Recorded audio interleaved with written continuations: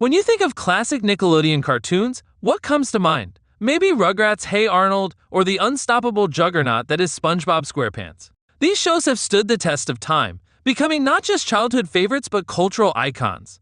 But for every show that became a household name, there were a few gems that quietly faded into the background. Shows that, while beloved by their fans, never quite reached the iconic status of their peers. One of those is ChalkZone, a show that captured the magic of imagination and creativity, yet somehow remains overlooked in discussions of great Nicktoons. So today, let's dust off the magic chalk and dive into what made ChalkZone special, why it's not talked about as much as its peers, and whether it deserves a spot in the top 10 Nicktoons of all time.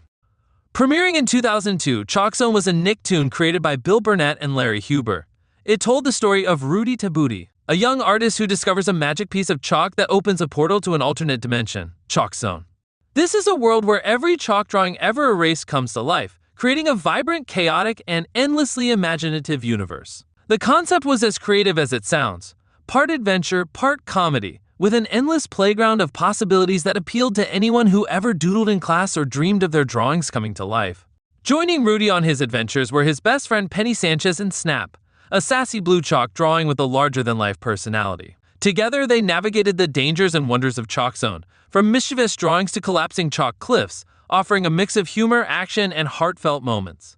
The show ran for 4 seasons, ending in 2008, and while it had its dedicated fanbase, it never quite reached the level of popularity of its Nicktoon counterparts.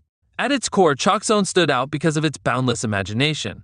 The idea of a world where every erased chalk drawing lives on is brilliant in itself, but the execution took it to another level. Every episode introduced us to creative new characters and environments, from living doodles to chalk monsters, from landscapes that defy logic to clever visual gags that made the world feel alive. And let's not forget Snap. As Rudy's trusty chalk companion, Snap added humor, charm, and even a little mischief to the show. In many ways, he was the heart of ChalkZone, balancing Rudy's occasional seriousness with his playful energy. Then there was Penny, the brains of the group, often solving problems Rudy and Snap couldn't. Her dynamic with Rudy grounded the show, balancing its wild creativity and a bit of logic, making the trio a perfect team. Visually, ChalkZone was unlike anything else on Nickelodeon. The contrast between the real world and the chalk world made for vibrant, dynamic episodes that truly celebrated art and creativity.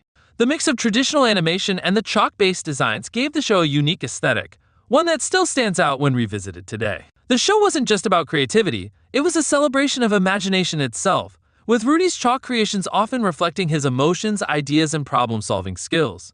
So, if ChalkZone was so creative, why isn't it talked about as much as shows like Rugrats or Hey Arnold? The answer lies in a few key factors.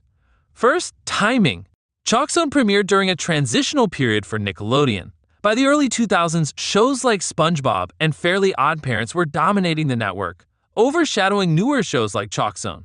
It struggled to stand out in such a crowded lineup, often being relegated to less than ideal time slots or long hiatuses between episodes. Second, it lacked the cultural footprint of other Nicktoons. Shows like Rugrats and Hey Arnold had movies, merchandise, and iconic moments that became part of pop culture. ChalkZone didn't get that level of exposure, with minimal merchandising and no theatrical releases to cement its place in viewers' memories.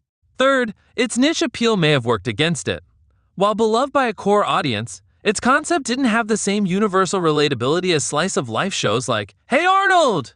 Or the humor-driven antics of SpongeBob. Finally, it may have been a victim of its own creativity.